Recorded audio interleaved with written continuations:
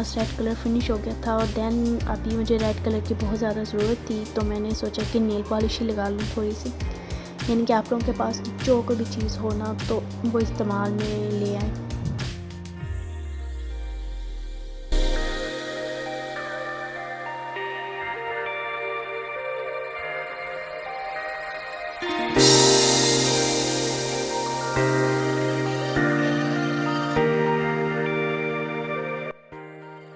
ये जी मैंने कलर काफ़ी ज़्यादा बहुत ज़्यादा कलर मिक्स किए हैं क्योंकि मेरे पास रेड कलर नहीं था। ये मैंने सारे के सारे कलर इसके अंदर मिक्स किए, लेकिन ज़्यादा मेरे पास पर्पल था कलर और उसके अंदर ही मैंने ये सारे कलर ऐड किए।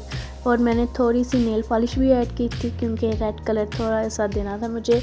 एंड देन वाइट और ये सारे कलर थोड़े थोड़े थे मेरे पास पड़े हुए थे, मैंने ये सारे के सारे ही ऐड कर दिए। और देन मैंने थोड़ी सी इंक भी ऐड की थी।